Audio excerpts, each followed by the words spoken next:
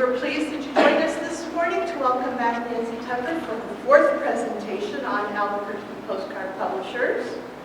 And by way of introduction today, I would especially like to thank Nancy Tucker, who is more than just our postcard expert. I learned recently that Nancy has been collecting, finding, and acquiring wonderful pieces for our library since before she moved back to Albuquerque.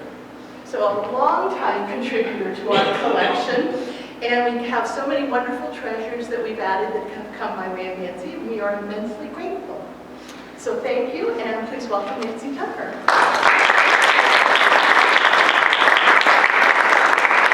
I'm going to ask my lovely assistant Kathy to kind of cue me up for the presentation itself. I like to do a pre-show to get people in the mood. You can see by the cards that we've been flashing up here that just about everybody gets insulted in humor postcards. Thank you. Both of my lovely assistants, a round of applause. Your tax dollars at work.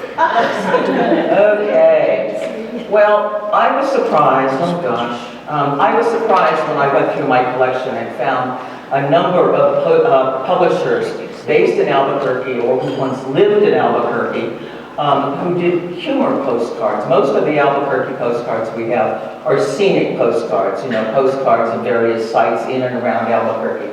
These days, you're lucky if you can find something other than Balloon Fiesta and Sandia Crest. That's about all the postcards that exist of Albuquerque anymore. But in the old days, as a way of attracting people to the city, you would have a postcard of the train station, a postcard of the Elks Club, a postcard of the Masonic Temple, a postcard of this, all these different buildings throughout the city. Now we're just, come to our big mountain and our balloon fiesta. Okay, so Albuquerque is funny, or at least people in and from Albuquerque are funny. I'm going to start off by talking about somebody, come on. There.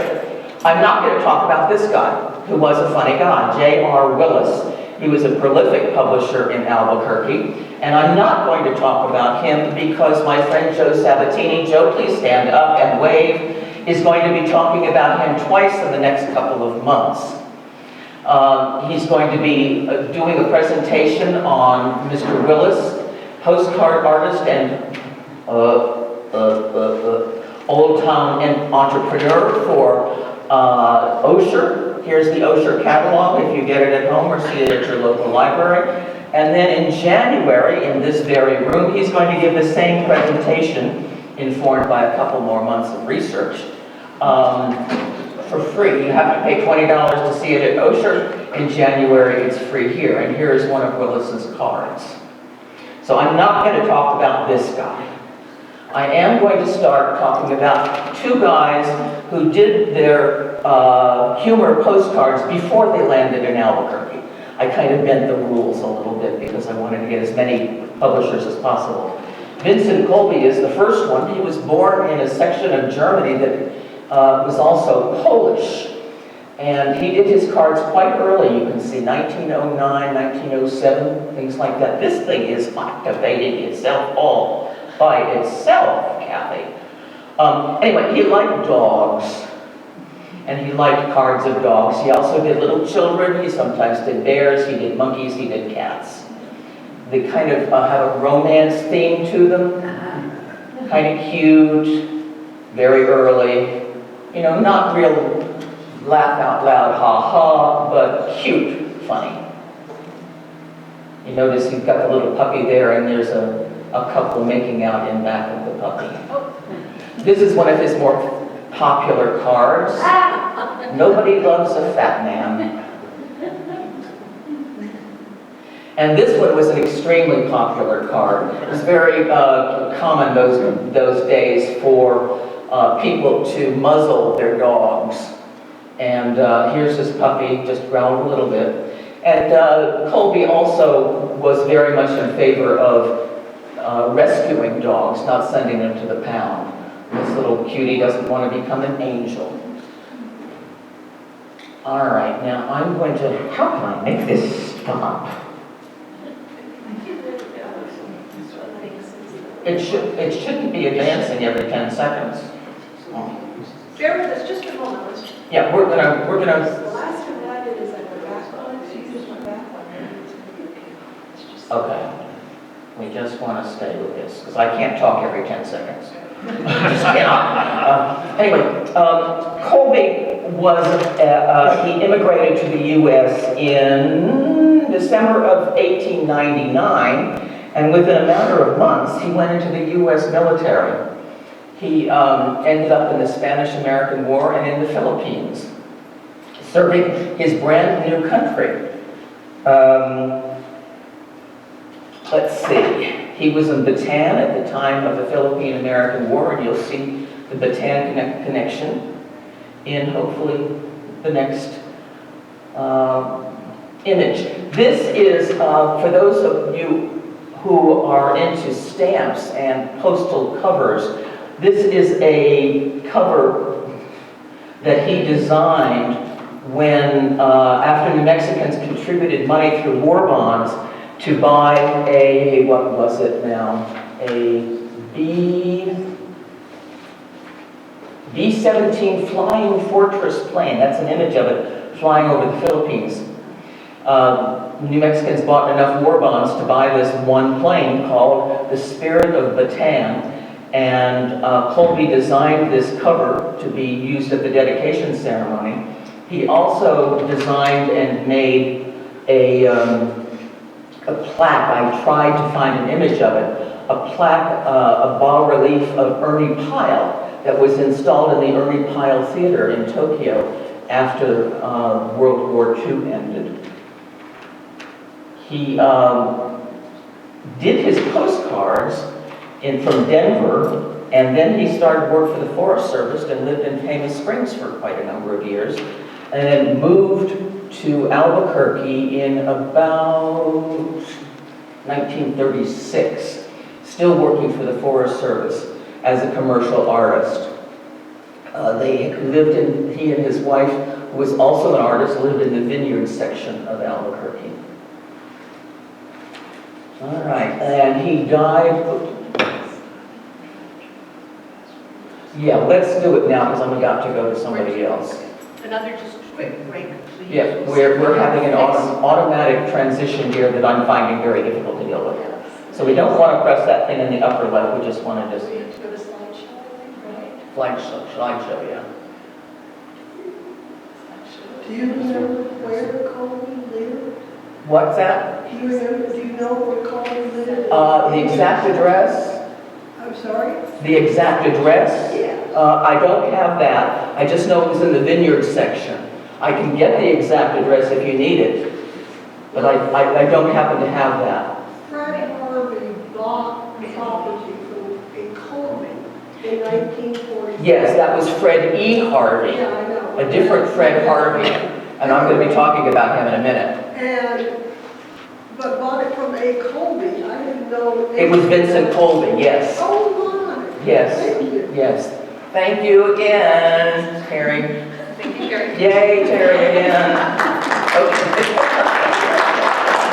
All right, we have Bob Petley, and Petley was sort of the king of postcards in the West, or he became king of postcards in the West. He was another commercial artist, born in Ohio. He had an English father and an American mother. He spent 4 years in college.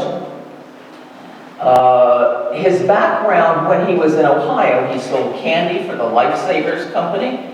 He promoted a national marbles tournament for the Scripps Howard newspapers. And he worked during World War II illustrating repair procedures for the B-29 bomber. But he was afflicted with arthritis, and he moved to Arizona in 1943, working for the Arizona Republican Gazette newspapers, again as an artist doing copywriting and display advertising. About 1943, he started his own line of postcards, black and white postcards, some of which got him into trouble with the Postal Service. especially his ones featuring outhouses, which I have not shown you here. But these very sexually oriented ones got him into some trouble. Fortunately, he was still working at the Republic. But about 1945 or so, he stepped out and decided he was going to make his living selling postcards. That background as a salesman and stuff really kind of gave him some drive.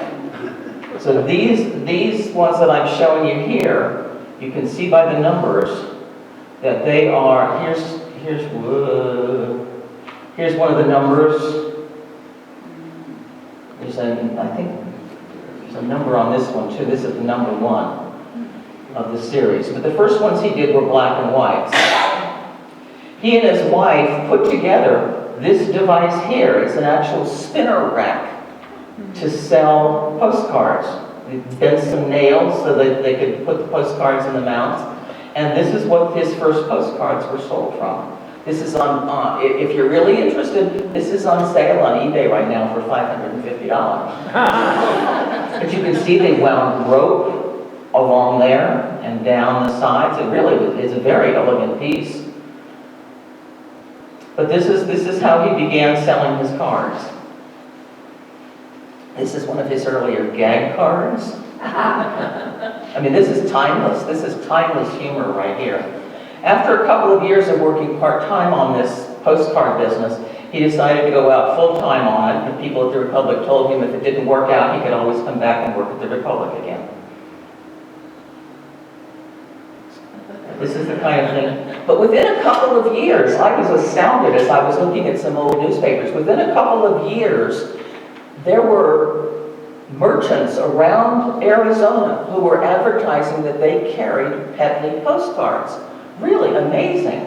What he did is he loaded up his station wagon with postcards and he would go around and drive around to all these places and became very well known as an individual. So he was making and selling his own cards. Later on, he got into photographing, and you recognize this as Albuquerque viewed from 9 Mile Hill. And he would actually sometimes stand on top of his car with his photo equipment on top of the car and take these photographs. So he really got into the photography stuff. He loved to do that and always was carrying a camera with him. This particular card was extremely controversial. Let's see if I have the quotes here. Yes, when this card came out in about 1968, we have, it was so controversial there was actually an article in the Albuquerque Journal. Let's see. The tourist director for the Chamber of Commerce said he's been considering initiating some form of protest against distribution of this particular postcard. This public information officer for APS said this, and I think it's priceless.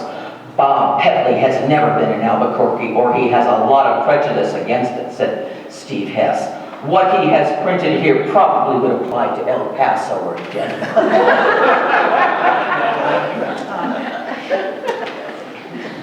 So anyway, it made an article in the local paper. And this card you can still find this card around.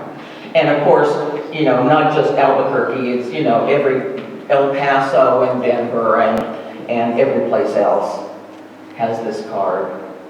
This one was Petley's best-selling card of this humor type. He recalled for an article the day he photographed this. He said that these burros were in a pasture. They thought that he had something to feed them and came over and stood around the picnic table. He was driving his motorhome at this particular point. When he got closer to them, they all moved around the table. He had his camera ready, and when the burros looked up, he snapped what has become his best-selling novelty card. And this one you could still find in the racks too. And, you know, millions of these cards have been sold. Okay, the jackalope. This is the Arizona jackalope, as opposed to the Montana jackalope or something. Petley did not invent the jackalope, but he invented the Arizona jackalope. He found a stuffed rabbit in an antique shop. He mounted the pair of horns on top of it, and then took it outside of Phoenix and put it on a hill and photographed it. You can see right here the base of the rabbit. But he certainly popularized the jackalope. There are tourists out there who still believe they have seen the jackalope, on the highways at night. This is the Sandia jackalope. You notice it's white. And this is also a Petley postcard. Now, the Petley story is a kind of unhappy story in some way. The Albuquerque connection, besides the postcards that he photographed in this area, is that at one point he had a son named Rob. There was Bob the father and Rob the son, both of them Robert Petleys. And Rob the son was put up in business after he came out of the Navy at the end of the Vietnam War. And Bob the father put Rob the son into an office on North 4th Street. And they expanded what was a postcard business into what some people call the rubber tomahawk business, which is curios. Rubber tomahawks sort of being symbolic of the curio trade. Bob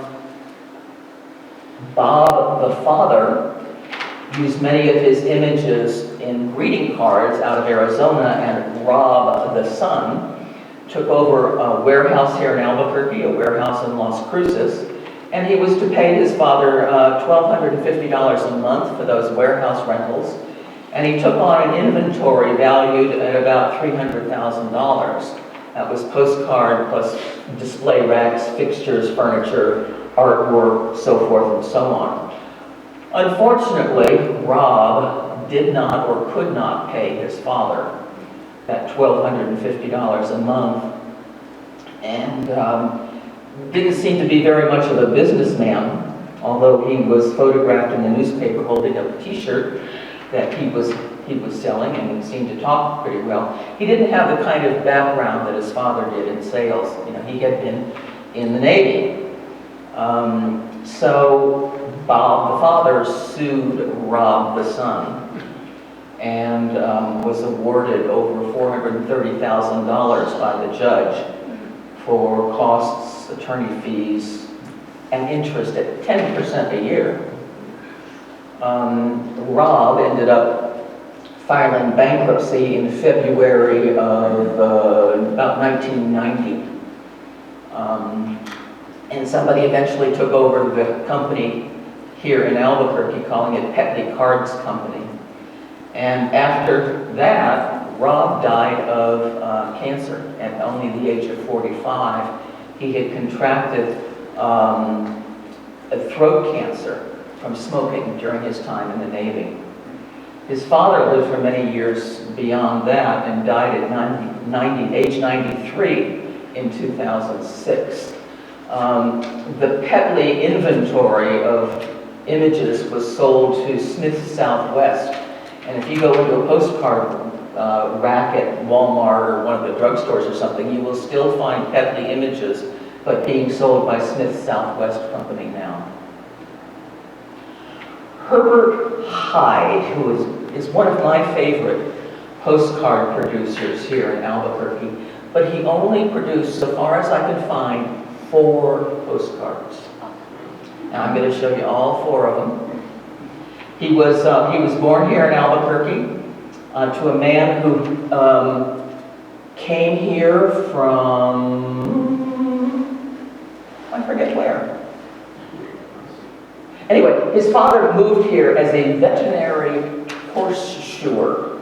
In other words, he wasn't a common blacksmith. He diagnosed your horse's gait problems and made horseshoes to fit the gait problem.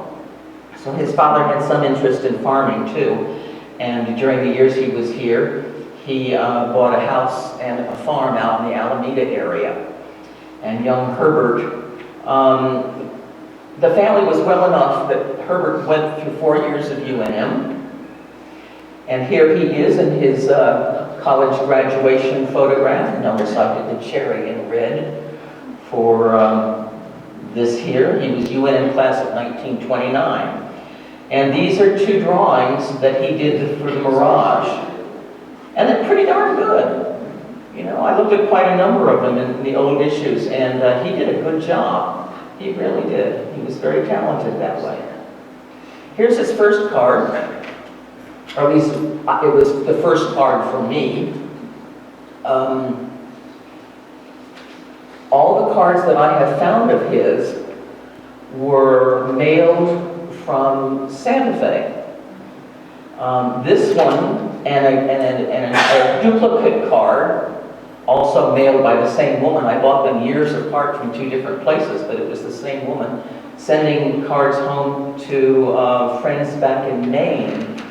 And she said of the image on the front, just had one of these dinners, hot tamales with chili con carne. I liked it. It is good. Here's card number 2. And I think this drawing of a burro is just beautiful. Rocky Mountain Taxi Company. Here's Mr. Hyde's card number 3. 1931, beautiful image of a flapper.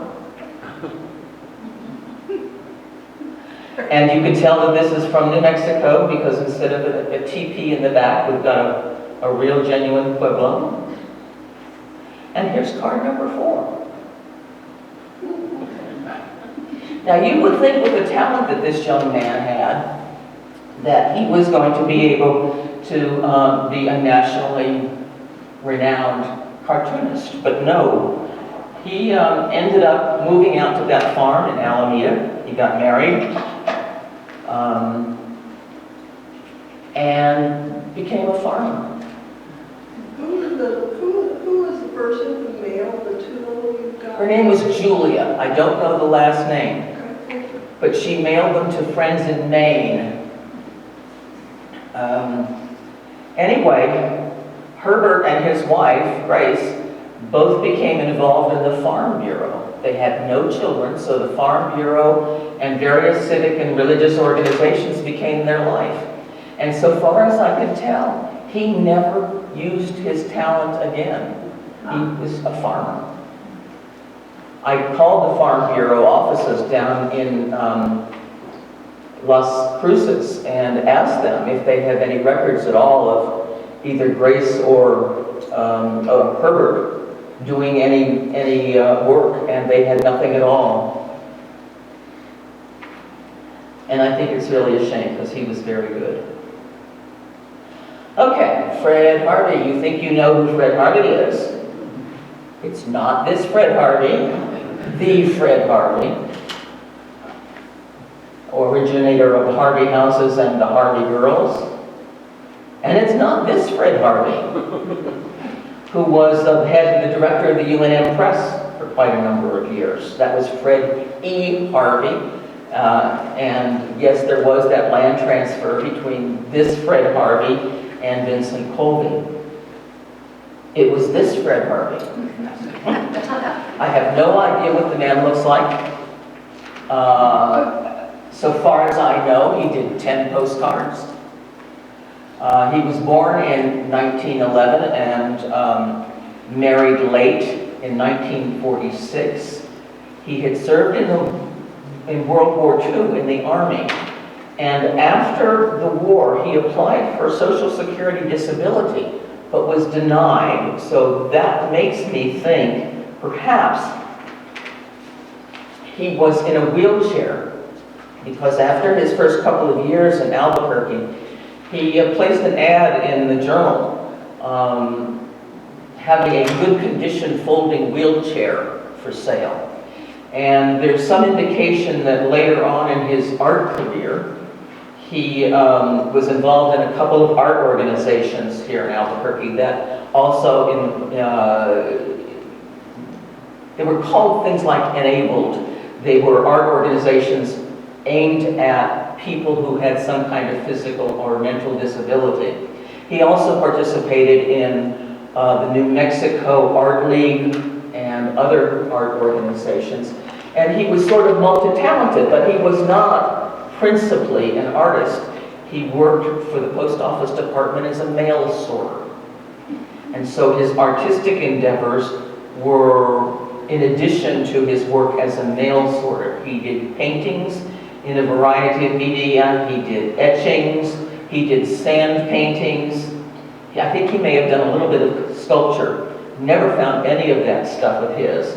Just the postcards, which he was very proud to announce that were published by Fred Harvey, an address on Constitution Northeast, which happens to be near Monteveau. The house is still there. Although he isn't. He and his wife had no children, so there's nobody available to interview. This series of 10 cards are all gravestone cards with rather mordant humor. Can everybody read this? Can you read this in the back? If not, I'll read it for you. Here lies Shorty Bell. He drunk too much and went to hell, buried by his friends. Tread light, stranger. And then he has his signature, F. Hardy at the bottom. Smith, the fastest gun in Texas, shot in the back. Guess that was the only way you could get it. My theory about these cards, Mr. Harvey had a couple of art exhibits at his home. He also did a lot of exhibitions as part of the various art groups that he was involved with. And I suspect that maybe he made these cards to be given away at these exhibits. I have never found one of his cards that's been used. They are all in pristine mint condition.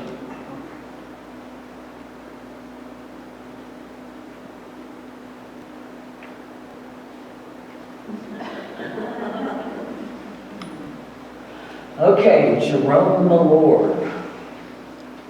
And he was a commercial artist for many, many years, born in the Chicago area, and moved to Connecticut, which is, I think, where he met his wife, a very attractive woman, known professionally as Anne Petoniak. They moved from Connecticut to Taos, having bought the Martinez Hacienda with plans to fix it up. Well, little did they know what's involved in fixing up one of those old adobe haciendas. They made 10,000 adobe bricks and did a pretty good job of stabilizing the property. But within 3 years, they had sold it. This was way back in 1963. After they sold the property in Taos, they moved to the Santa Fe area, and that's where things got really interesting for the family. He went to work for an advertising agency, and she still did some television and radio work, voiceovers. But as she got older, she got more interested in doing theater. Eventually, her most noted role was as mother in a play called Night Mother that she did with Kathy Bates on Broadway, and got a Tony nomination for her role in that particular thing. But they separated when Jerry, as he went by, Jerry and Ann separated when they were in Santa Fe, and Jerry threw himself into the artistic life of Santa Fe and the political life of Santa Fe. He, by 1966, he was organizing demonstrations. He organized one out at the Santa Fe airport when poor old Lady Bird Johnson came to town during the Vietnam War era. By 1970, Jerry was divorced and remarried a woman who was 20 years his junior. I theorize that he met her at a demonstration or something. And then in 1977, he married a third time, divorced woman 20 years younger and married somebody who was only 8 years younger. Still working at the advertising agency, still getting involved in politics. But the life in Santa Fe did not appeal after a while. And in 1989, he began to do a series of satirical postcards about how Santa Fe was kind of deteriorating because of tourists and the popularization of Santa Fe style. I love this card.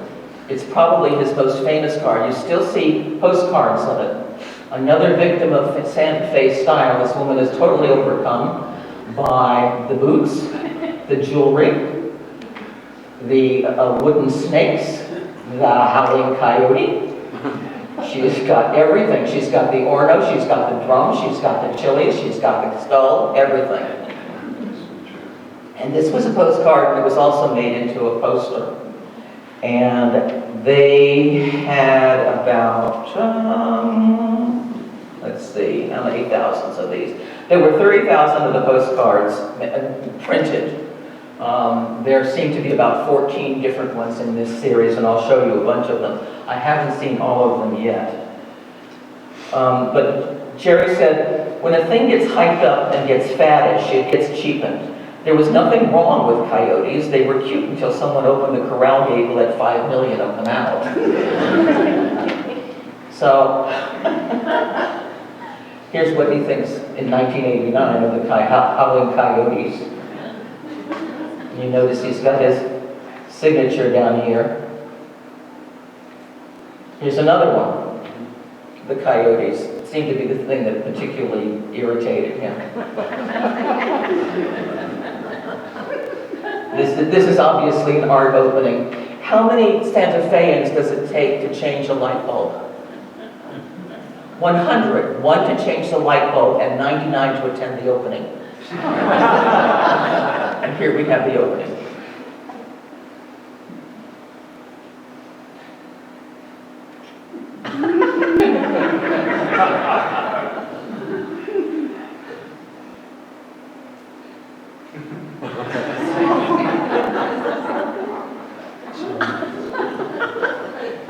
Are you all laughing because it's funny or because it's Santa Fe?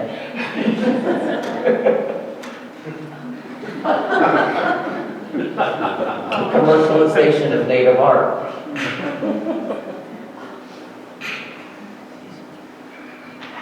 Oh man, this is not going to fit.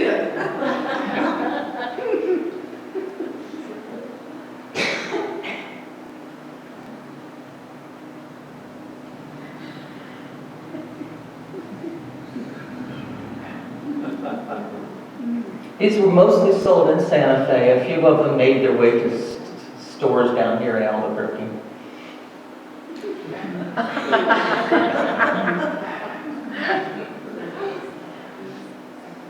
And my second favorite of his cards.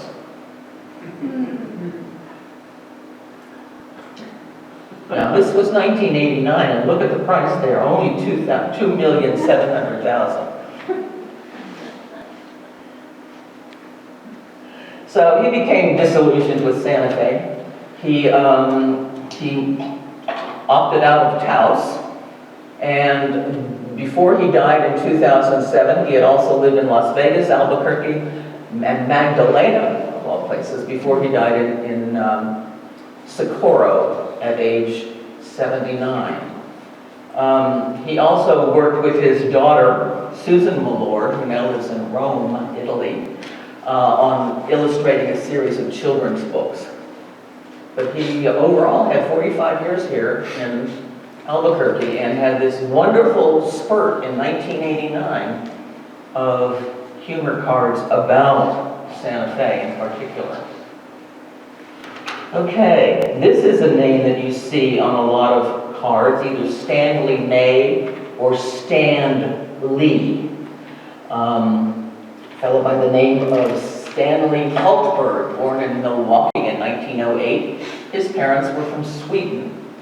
He arrived in Albuquerque in 1950 from Colorado Springs, where he had been working as a salesman and began working as a salesman here in Albuquerque. By 1953, he had settled into the town and got to know enough people that he started the firm, first of all, of Stanley May, with Ernest May, who was a printer and became the company's vice president. Ernest's wife, Anna, who was the company treasurer, and a fellow by the name of Harry Morris, who was a lawyer. Stanley's wife, Rose, in the meantime, worked for Sears Roebuck for a steady income.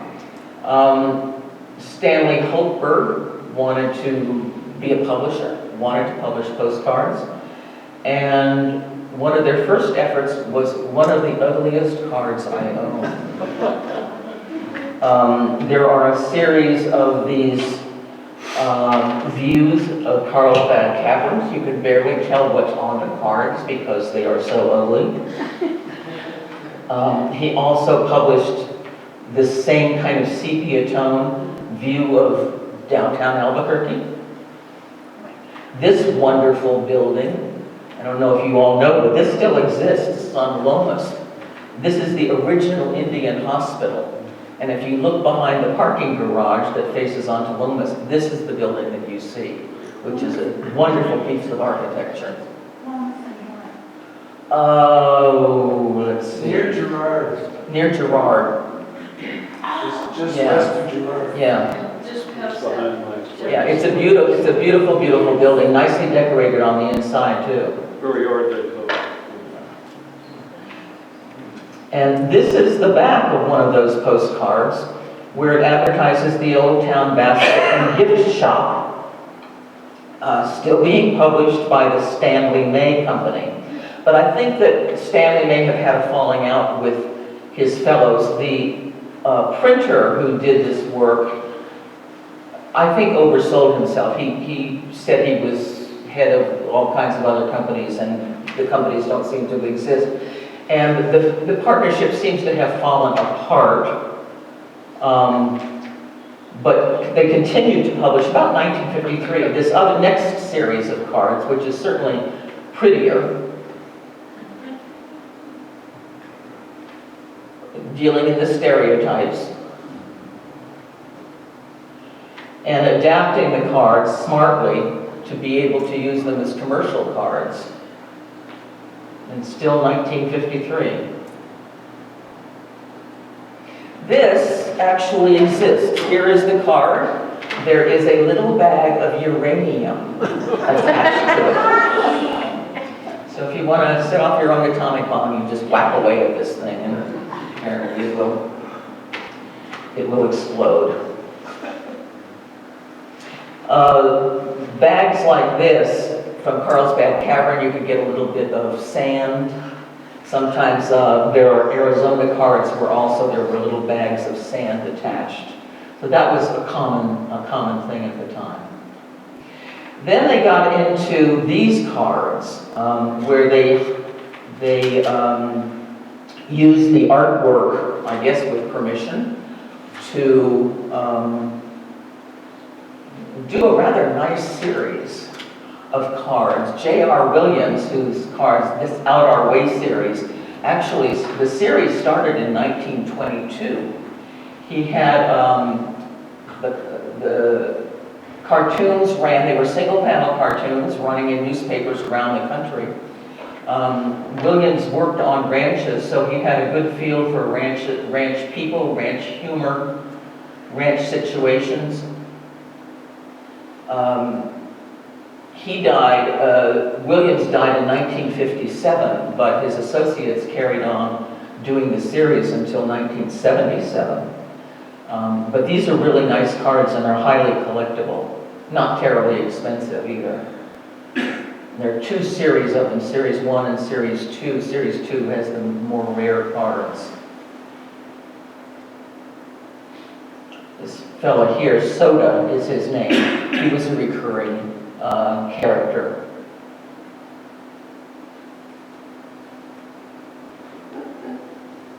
But there's a lot to look at in these cards. They're very detailed.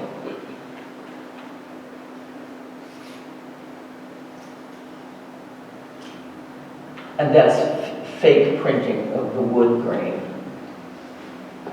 Another thing that Stanley did is he started, he got an artist who was the political cartoonist for the Albuquerque Journal to design him a series of certificates. Look at this, authentic parchment certificates. You could become an official bull thrower. Here is a certificate for a Western outlaw. Indian country certificate. And I'll have these available for you to look at afterwards. But these are not postcard size. Although this one here that you see is an actual postcard made with the images on one of these certificates. And there's a bunch of different postcards made with those images. Stanley apparently got tired of the postcard business pretty quickly. He, in 1961, he moved into the rear of this building. This happens to be a Petley postcard from that other firm in Arizona. He moved into the rear of this building and started up his curio business, or continued his curio business. It has expanded beyond postcards into curios. And then by 63, his family, Stanley's family, the Holtzbergs, had taken over the whole of Old Town Basket and Gift Shop. And he did a lot of advertising. He gave away baskets for various community projects. He had a catalog operation that enabled him to sell baskets nationally. And this was the company business for many, many years. Stanley himself died in 1965, but members of the family continued this business until the 1980s. These are some of the other postcards that they produced. They're not particularly lovely. I'd say the Stanley May and Stan Lee postcards are not great, except for these. This is a series of cards that they did for Justin's store in Old Town. And these models are posed at various places in Old Town. And I love these. When I lived here as a kid, my mother was big into these fiesta dresses, and possibly some of you all remember fiesta dresses as well. Still got them in the closet. Pardon that? I still have them in the closet. Right. She said she still has them in the closet. I think they're lovely. You don't find many cards showing these fiesta dresses. I found one from Arizona as well, but most of them that I have seen have been Albuquerque-based cards. There's about 8 of these. Okay, the last company I'm going to deal with is Babcock and Burrow. Babcock was the artist Angus MacDonald Babcock and Rex Denver Burrow. In about the 1930s, both of them were working at advertising agencies here in Albuquerque, and they decided to team up. The first thing that they produced was in July of 1939, called the Albuquerque Magazine. It was containing general information about the city, scenic drives, and the pueblos, but this was on the verge of World War II, and I suspect that it didn't go more than an issue or two. Angus was the older of the two men. He was born in 1901 in Michigan and had some talent. This is an extremely rare card. It's rare because it is a scenic view produced by Babcock and Burrow. Mostly they did cartoon cards, but this is the one scenic card of the brand new building for the YWCA. This is from about 1941, the war years. But most of what they did were these kinds of things. And the focus of this is this Harvard pennant. And the art was done by Babcock, and the promotion and the printing was done by their firm. You know it's New Mexico because there's a Zia hidden up there. And we have the stereotypes.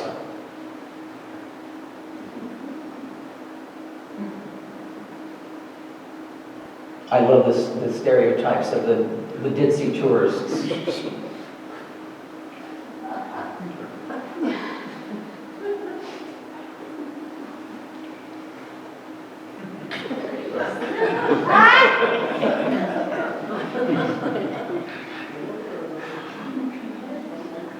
And fat ladies get it too. That poor sweating horse is really worried. They did these cards in many different colors. I mean, I have sometimes as many as 6 and 8 variations on a card. They did a different kind of trim. They did a different number in the corner. They did a different color. So they were good sellers.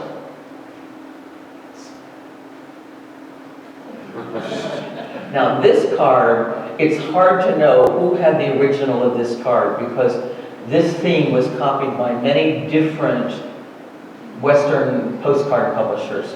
Here's another variation. And you see it's exactly the same layout, but this one is not by Babcock and Burrow. Here's another one. You find them from Montana, you find them in Texas, Colorado, all throughout the West. Everybody's using this, ripping off this same thing. This is just to show you how an idea will pass along over the years and how it's rendered differently. And this one is another Babcock and Burrow. In addition to doing the line drawing, they did a short series of these white on red cards. They're not terribly attractive. I suspect that they were wartime issue cards with a limited amount of ink that they were able to get. Now, Babcock and Burrow got into some other things during the war. These are stamps. If you will remember, during World War II, a soldier, sailor, airman, marine could write free on the corner of an envelope and then the letter would be sent free. Well, Babcock and Burrow, probably Mr. Burrow since he was the promoter of the two, said, well, why just write free? Why not have an actual free stamp? And so they printed up these sheets of stamps, and it says, gay and colorful stamps on letters mailed from the U.S. Armed Services make the home folk look good. So this was mailed in 1943, but this particular operation got them in trouble with the Postal Service, which was not amused by these. So you don't find many of them that are actually used postally, but they are pretty. This is another thing they did during the wartime. This is a postcard, and this is a mock-up of a blotter that could be used to blot your ink.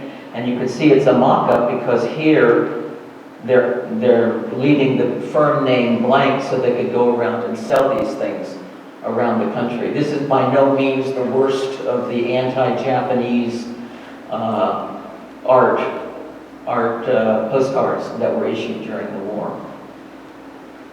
After the war, they got into some other things, and these are lovely. They got really into art printing, and they became some really fine printers. They were printing postcards, they printed greeting cards, and I have some examples of them, for some noted artists and noted retailers. Neiman Marcus carried these things down in Dallas. A lot of them are humorous.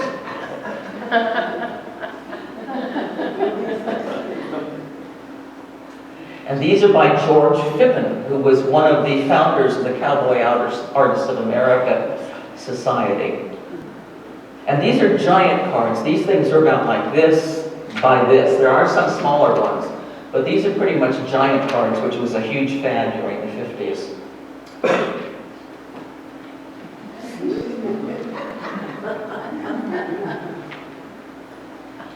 I love the little quirky tail on this particular little skunk. And then he did a series of little kids being cowboys. When Trail Herds Meet is the title of this fill-in work.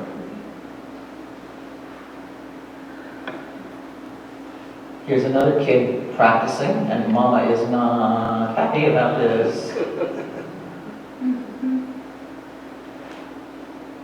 And another one. See you later, it says, as the dog slinks away and the kid is warming up the branding iron. Mostly people seem to have collected these things and mailed them. There weren't many of them that I found that had been mailed. Another artist that they worked with was Vi Henning, who was an Albuquerque artist. And she did some really colorful things. These are greeting cards, and I have some of them here. Beautiful, beautiful colors. You can see where they were moving from just postcards into general fine art printing. Here's a couple more by George Shippen. These are Christmas cards. And there is no signature on this lovely thing. That's a Christmas card. These are by Norma Bassett Hall, who was a New Mexico artist. These are greeting cards again. These are not postcards. And lastly, they did some work for a fine artist by the name of Lyman Bixby, who worked out of Colorado. I don't know if this is one of the things that they printed for Bixby, but they had become so talented that they were able to do fine art printing like this. So, I'm going to promote the last, again, J.R. Willis, because we've come to the end of my presentation. Joe, wave your arm again so people can know to come to you, talk with you about coming to this presentation. I want to give some special thanks to Kathy and Joe. Also the 2nd District Court. I fought very hard to get the records of the Pedley brouhaha. And the genealogical collection at the main library is very helpful as well. So thank you all very much.